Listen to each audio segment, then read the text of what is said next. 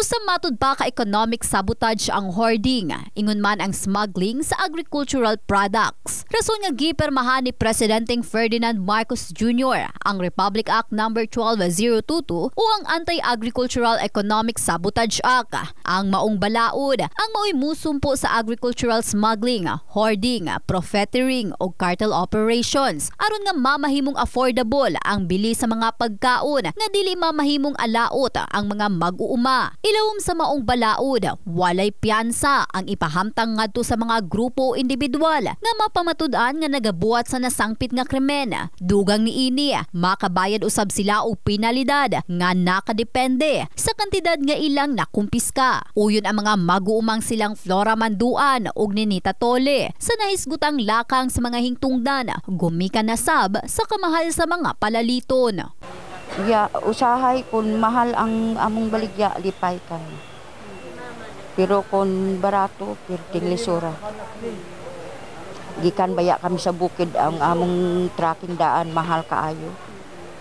Nga pag abot diri, giutang pagyod iban, walay bayan. Kay ingon lata na. Kung matuman ilang plano, lipay kami. Salak daw mga pobre gud kami, ma'am. Wala kami mahimo. Usahay nagapulaw kami diri kay nagalaray man para maka na kami pagkaon. Kay barato pag abot diri, mahalang papalit namo dito. Sige lang, bahala, basta makauli lang kami basin gamayamon income para matabangan mga pobre, mga umaw. Gani barato matud pa ang kumpra sa mga mag-uuma, apan katingalahan nga pag-abot sa merkado, dako ang kausaban sa mga presyo. Sama na lang sa nahimong kaagi sa mamaligyaay nga si Neneng kaniadtong milabay nga tuig, nga miabot sa kapin 700 ang kilo sa baligya ni ini nga sibuyas. Pudila daw magpamahal kay para ang ilahab udong produkto ano po daw sila, makaginansya po daw sila. Wala yun Bombay, tag 700 good to dati, ma'am.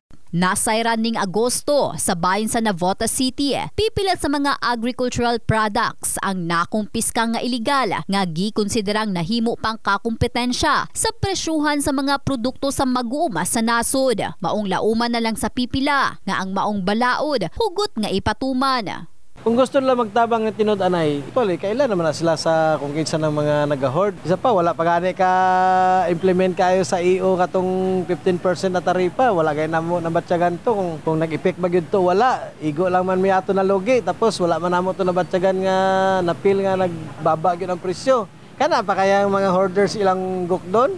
Murag malabo, mga na ay, murag atik lang kaya na nga mga sige lang sila butang og kwan, dapat sila ang limpihon sa nilang ilang tugkaran bago sila mo kwan sa ubang tugkaran. Let me be clear. This law does not just target the masterminds. It holds all accomplices accountable. Financiers, brokers, employees, even transporters. As we pave the path with integrity and dedication, let us envision a Philippines where our farmers flourish. Our markets are filled with produce, locally sourced. No parent has to worry about feeding their children because of spiraling food prices. In the heart of changing lives, kini si Russell Jean Mantile, Brigada News.